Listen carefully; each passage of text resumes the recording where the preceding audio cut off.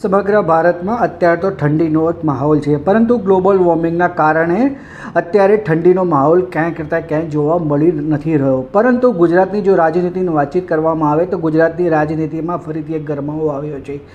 જો વાત કરીએ તો અહીંયા ભરૂચના સાંસદ અને ડેડિયાપાડાના ધારાસભ્ય ચૈતર વસાવા વચ્ચે એક શાબ્દિક યુદ્ધ છેડાયું હતું. મનસુખ વસાવાએ ચૈતર વસાવા પર આરોપ લગાવ્યા હતા 75 લાખ રૂપિયાના. આવો આપણે આખી વિગત સમજીએ કે આખી વિગત શું છે અને ચૈતર વસાવા કલેક્ટર સાહેબને મળી અને એમને આખો ખુલાસો માંગ્યો હતો.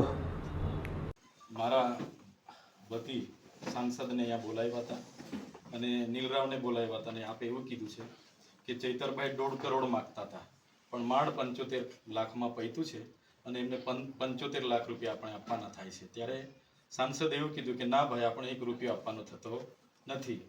એમ કરીને સાંસદે 2 આટા પ્રેસ વાર્તા કરી છે. હવે મેં બી ધારાસભ્ય છું સાહેબ, સાંસદ તમારું નામ લઈને એવું કહે છે કે મને કલેક્ટરે ત્યાં બોલાવીને કીધા હતા, તમે કલેક્ટરને પૂછી લો. એટલે અમે પૂછવા સાહેબ, મેં ક્યારે તમારી પાસે 75 લાખ રૂપિયાની માંગણી કરી? આ વાત ખોટી વાત છે. માન્ય ભરૂચના સાંસદશ્રી દ્વારા ચૈતર વસાવાએ 75 લાખ રૂપિયાની માંગણી કરી, તોડ કરી એવો આક્ષેપ કર્યો હતો અને આ રજૂઆત કલેક્ટરશ્રીએ અમને કરી છે એવી વાત હતી. ત્યારે જિલ્લાના વડા અમારા કલેક્ટર સાહેબને અમે મળવા માટે આવ્યા અને કલેક્ટર સાહેબે આપ સૌના હાજરીમાં ખુલાસો કર્યો કે આ તદ્દન વાત ખોટી છે.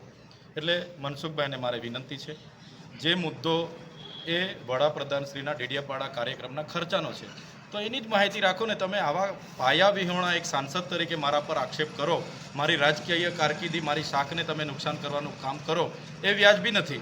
આજે કલેક્ટર સાહેબે નિડરતાથી ખુલાસો આપ્યો અને કહી દીધું કે આ તદ્દન પાયા વિહોણી ખોટી વાત છે. એટલે મનસુખભાઈ ફરી આવું વાર અમારા પર પાયા વિહોણો આક્ષેપ નહીં કરે, નહીં તો અમે લીગલી કાર્યવાહી એમના પર કરાવીશું. તો આ હતા ડેડિયાપાડાના આમ આદમી પાર્ટીના ધારાસભ્ય ચૈતર વસાવા, કે જે હમણાં કલેક્ટર સાહેબની રૂબરૂ મુલાકાત જઈ અને આ વાતની ચોખવટ કરી હતી અને એમને આગામી દિવસોમાં એક કીધું પણ છે મનસુખ વસાવા માટે કે તમે આગામી દિવસોમાં જો આવું કરશો તો અમે તમારી પર એક માનહાનિનો કેસ કરીશું. જે તમે 75 લાખ રૂપિયાની વાતચીત કરો છો, જેનાથી અમારી રાજકીય છબી ખરડાઈ રહી છે.